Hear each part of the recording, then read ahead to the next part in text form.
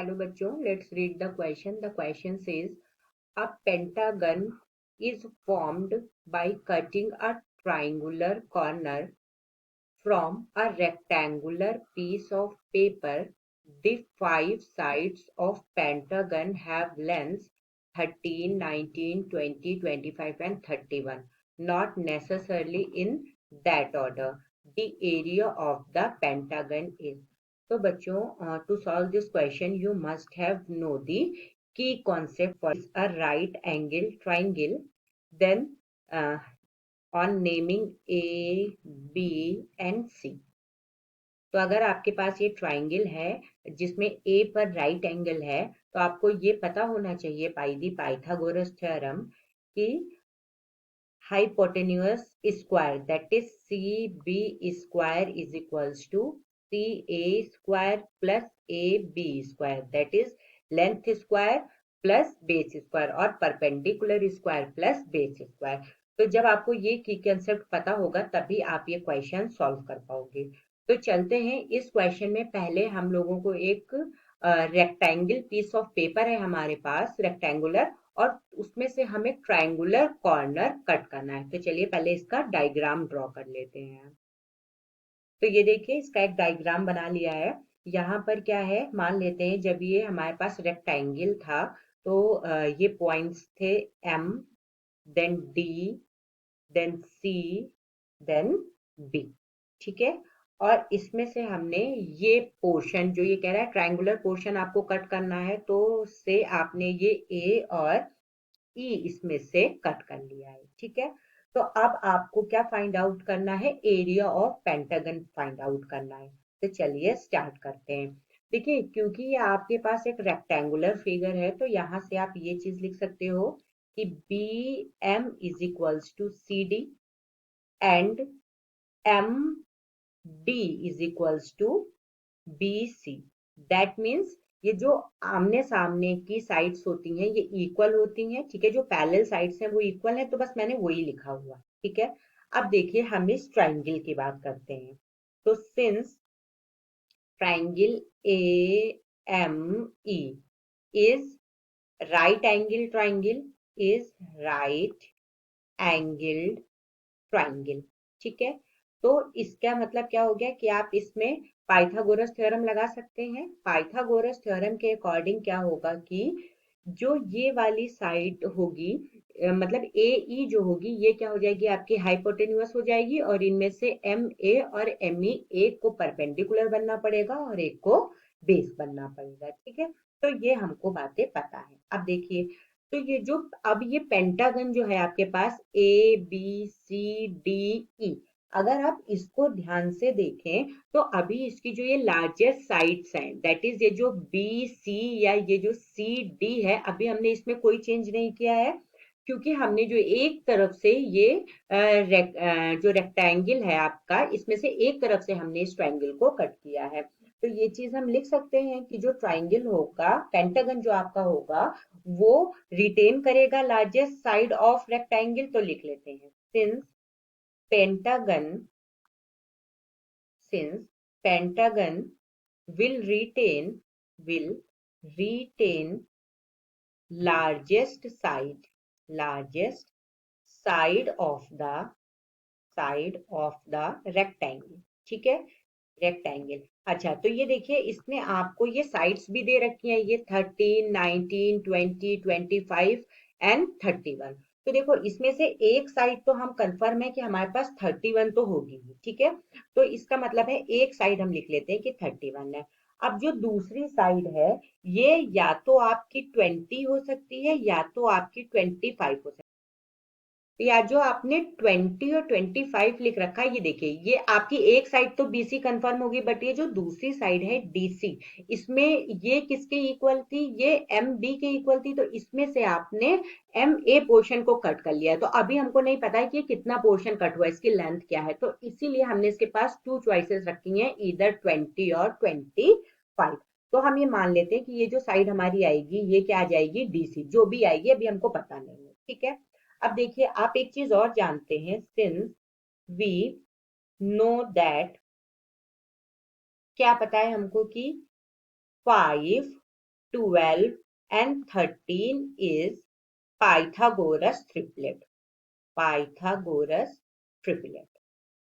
Triplet means देखो अब आपके पास ये 31 हो चुकी है, 25 या 20 से आपने लिख लिया है। अब आपके पास चॉइसेस क्या बचती है, या तो 19 या 13। तो इसीलिए यहाँ पे मैंने लिखा है कि अगर 13 इंक्लूड हुआ तो इसका मतलब है वो पाइथागोरस ट्रिपलेट फाइंड आउट करेगा। ये आपको पता होगा कि अगर एक साइड इसमें जो आपका हाइपोटेन्यूअस है अगर वो 13 आ गया तो फिर बाकी बची हुई दोनों साइड्स को 5 और 12 होना पड़ेगा। ठीक है, तो इसमें अब हम देखते हैं कि अगर अच्छा तो ये जो 5, 12 और 13 है इसमें से 13 को क्या होना पड़ेगा, ये हमेशा आपका ए ही हो जाएगा क्योंकि ये सबसे बड़ी साइड है और हमको पता है कि पाइथागोरस जब हम थ्योरम अप्लाई करते हैं तो हाइपोटेन्यूअस ही सबसे बड़ा होता है। तो यहाँ पे हम लिख लेते हैं कि ये क्या हो गया, means A E is equals to अगर हमारा 13 हो गया।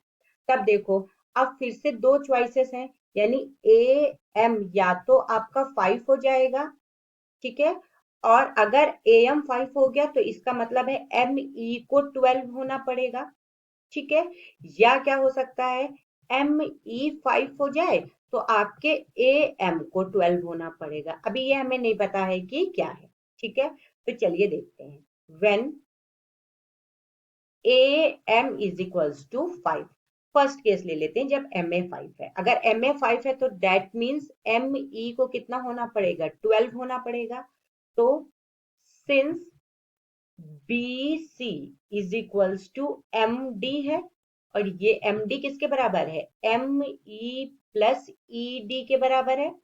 तो इसका मतलब यहां से आपके पास क्या हो गया कि दिस इंप्लाइज, देखो यहां से हो गया ये बी सी आपका कितना था 31, यानी एम डी की वैल्यू भी आप 31 डाल सकते हो। सो 31 इज इक्वल्स टू क्या हो गया, ये 12 प्लस ई डी। तो यहां से आप ईडी की वैल्यू निकाल सकते हो कि ईडी इज इक्वल्स टू तब आपका क्या हो जाएगा 19 हो जाएगा। चलिए ये तो फर्स्ट केस था।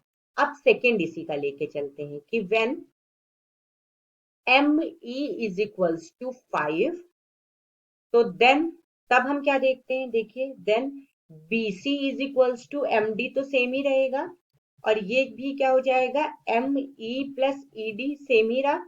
अब यहाँ पे देखिए तो क्या हो गया 31 इज इक्वल्स टू ये 5 प्लस ई डी और यहां से जब आपने ई डी की वैल्यू निकाली तो ये क्या हो गई 31 माइनस 5 यानी हो गई 26। अब देखो पेंटागन की इसने आपको 5 ऑल 5 साइड्स दे रखी हैं, ठीक है, तो कहीं पे एक साइड 26 होनी चाहिए बट जब आप इनको चेक कर रहे हैं 13, 19, 20, 25 एंड 31 तो उसमें 26 तो है ही नहीं।